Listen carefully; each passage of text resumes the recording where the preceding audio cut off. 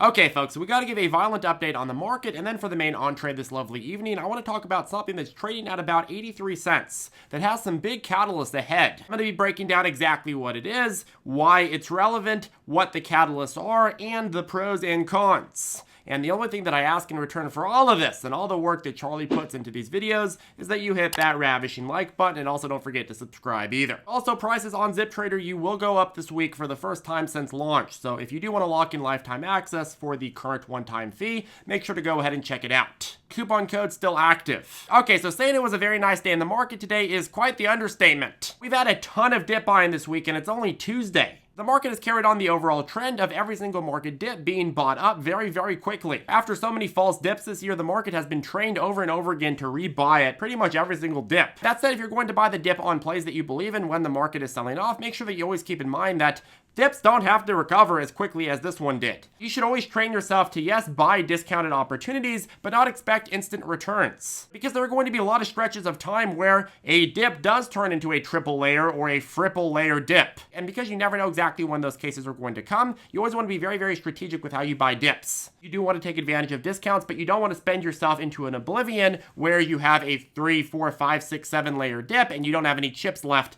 to dip in the sauce. I went too crazy with the chip and dip analogy. But I gotta say how insane this is. After 9 days of overall downtrending, we've once again broken our red directional SMA line back into an upward direction, and we're not too far away from all-time highs in the broader market. But anyways, enough of that. Let's go ahead and get on to the main entree. So, XRP. This is a crypto asset that we haven't spoken about much on the channel before, if ever, and it's the 8th largest in the crypto ecosystem right now, and it has one of the more unique and in some cases controversial stories. It also has a very loyal following, the XRP army, who I'm sure will find their way into the comment section if I make any mistakes with the coverage on XRP, who are more than welcome to, because honestly, quite frankly, it is pretty nuanced. I'm just going to present my own due diligence and my own thought process, but it should only serve as a foundation to start and encourage you to do your own due diligence. So XRP is the native digital currency of a company called Ripple, whose goal is to provide secure, more efficient payment options to members of the online community via a global network. XRP and the XRP ledger, which is the network that it transacts on, are incredibly efficient for the global payment system. You consider their transaction settlement time compared to some of the biggest cryptocurrencies.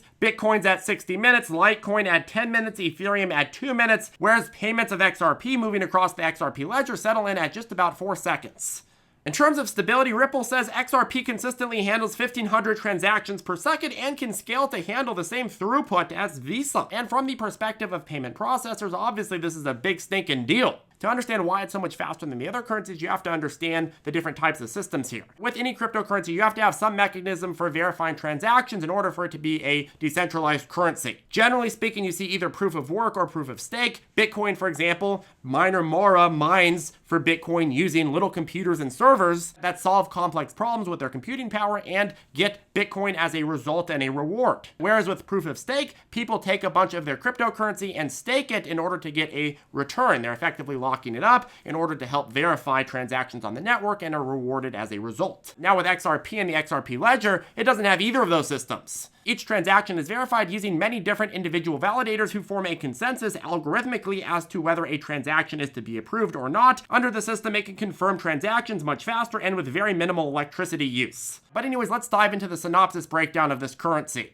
So, starting from the top, the goal of XRP and the XRP ledger is essentially to be the cryptocurrency medium for banks and the global network of payments. The goal is for it to facilitate massive exchanges for a wide variety of fiat currencies, other cryptocurrencies, and commodities. Ripple, again, has the goal of replacing leading money transfer networks for remittances and currency conversions, providing settlement layers between major financial institutions. Of course, XRP is the native coin of said Ripple.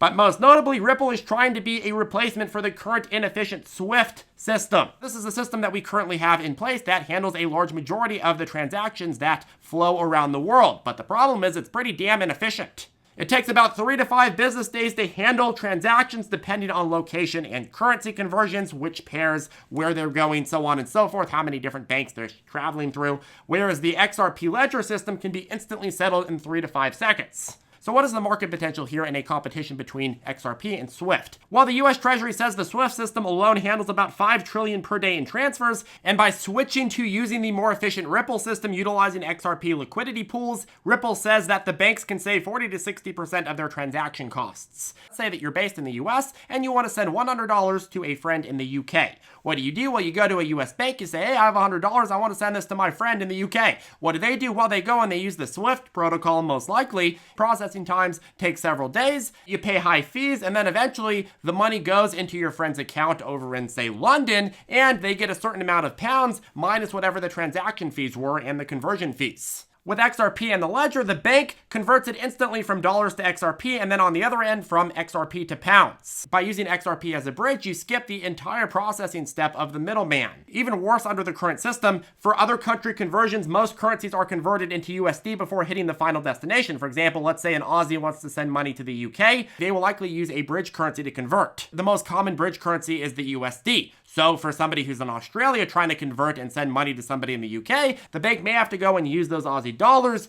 convert that into US dollars, send it to the opposing bank over in the UK, and then the UK has to then go and convert those US dollars into UK British pounds. Whereas directly converting to XRP and then to the British pound takes out the need to convert to USD in the first place and takes out the middleman, all of the extra processing times and extra fees that would result with having to convert through middlemen and people who actually have the liquidity to convert said currencies. So when it comes to the question of why not just use regular fiat, well, it's cheaper and faster to settle payments with XRP than fiat exchange pairs. With bridge currencies, you need something that has on-demand liquidity. Right now in the world, the biggest bridge currency is again the US dollar because there's on-demand liquidity at most financial institutions around the world. The problem is that converting everything into USD is very, very inefficient if there's a better alternative. You skip that step and you convert directly into XRP, you get instant settlement. And why does this work? Well, XRP and the XRP liquidity pool reduce the need for banks to hold foreign reserve currencies on hand. Instead of a bank having to hold 10 or 20 or 100 different currencies and be able to convert those on the spot, or have to go and pay to contract with somebody that is going to be able to convert those on the spot,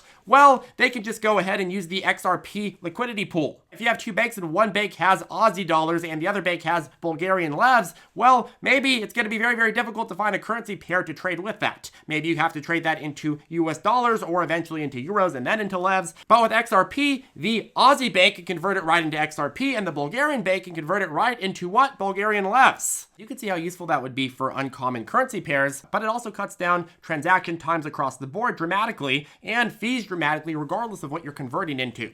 In terms of proof of concept, 300 financial companies have partnerships to some extent with Ripple already. B of A, Banco Santander, American Express, MoneyGram, which is a leading remittance platform which uses XRP liquidity pools. According to Mexican crypto exchange Bitso, XRP is moving around nearly 10% of remittance volume from US to Mexico already, and that's one of the biggest remittance corridors in the world. Now, what are the problems? What's the catch, Charlie? Well, first of all, there's a class action lawsuit filed against Ripple in 2018, and they allege that Ripple led a scheme to raise hundreds of millions of dollars through unregistered sales of XRP tokens. And at the end of 2020, the big dogs came in. The SEC alleged as well that Ripple is selling unregistered securities, saying that Ripple used the sale of XRP to raise capital for business operations and essentially thus represents an investment in the company itself, similar to a security. And of course, because of that, a lot of mainstream cryptocurrency brokers haven't wanted to continue to allow it to be traded on their platforms because, hey, they're cryptocurrency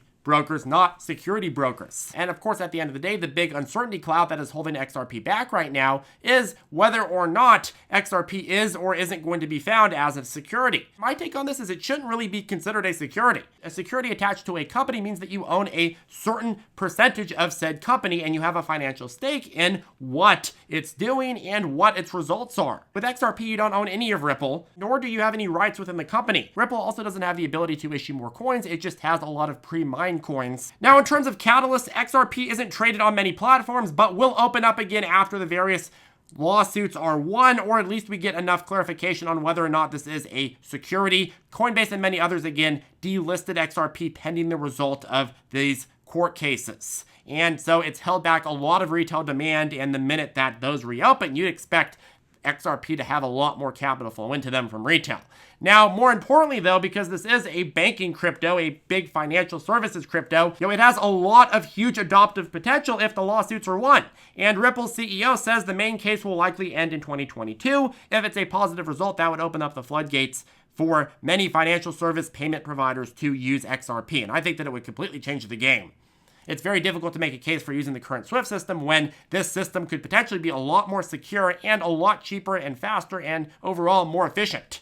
Next, the big cons. Well, of course, the biggest con is clearly that it's still uncertain whether the court case will decide in their favor or not. And the SEC is trying to assert their dominance all over the cryptocurrency market. And so even if the court case is found to be in the favor of Ripple and XRP, the SEC could still figure out a new way to attack it. And in the meantime, a lot of the bigger, more heavily regulated players in the financial services space simply won't use XRP until the legal situation is more clear. If XRP is designated as a security in the US, all of a sudden, guess what happens? Well, a lot of the real-world utility of XRP goes down the toilet because all of these other currencies don't have that same huge regulatory burden as XRP would if it's designated as a security. And big institutions aren't going to want to trade with a security when they can just choose something else that isn't. Next, and this is something that a lot of people debate on, but the truth is that Ripple does have a lot of power over the dynamics that drive XRP and the XRP ledger, which question the amount of decentralization you're getting with this. Financial institutions are dependent on Ripple to provide the actual liquidity for transfers, which is arguably one of the biggest value add aspects of XRP, and Ripple controls that. Ripple also maintains unique validator node lists for transaction verification, which again, if they are providing the validator list for people to choose to verify their transactions with, well, that does create more of an uneven power structure. But at the same time, users can opt out of this. So they do have the option of not using Ripple's recommendations. XRP and the XRP ledger, the entire system is decentralized in theory, but Ripple just has some very important levers of control over it.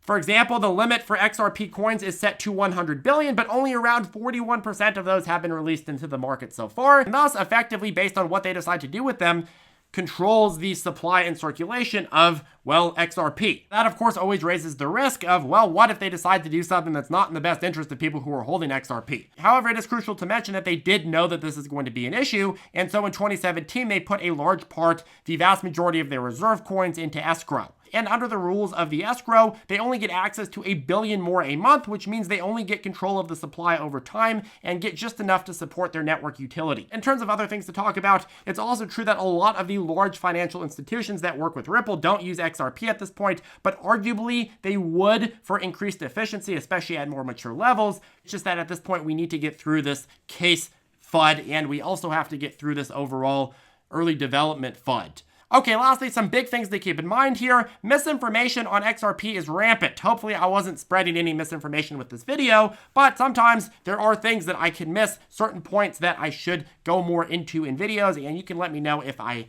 didn't go into something that I should have gone into. But in my own research, I've seen so many different conflicting talking points that it's insane. There's a lot of people that believe things about XRP that are completely untrue, and others that believe things that just quite frankly make no sense at all. I think that XRP is a very, very misunderstood market, at least on the retail side, because of this. The level of due diligence required to really understand this goes far and beyond the scope of this video, so when you're doing your own research, you have to make sure that you're very, very careful about what you're reading, and you have to check it about 2 or 3 different times from different sources. Aside from that, it's also worth mentioning that XRP missed a large portion of the euphoria for 2021's overall crypto bull run, and that's because right before the main bull run started, the SEC started their massive litigation back in December of 2020. So you had that huge dark cloud holding it back. XRP still went up, but the cloud stopped it from going into new all-time highs like Bitcoin had. Now, in terms of whether you should buy it, you have to balance not just your take on the technology and proof of concept that it's shown so far, but also the inevitable uncertainty with the court system. A lot of people that are very, very bullish on XRP are like, yeah, they're going to win everything in the courts. The courts don't care about the technology. They don't give a shite. If anything, the better the technology, the more they're likely to say, hey, yeah, this is a security, screw it. Unfortunately, we've seen a lot of situations where the government has gotten in the way of a lot of these innovative technologies, and a lot of times, no matter how great the technology is, it still gets bludgeoned. So at the end of the day, I would say, hey, this is going to go up a lot if the court goes in their favor, but it could also not go in their favor and it could get decimated. There is some application for it outside of the US, but it substantially reduces the utility for it if you can't transact XRP in the biggest main country.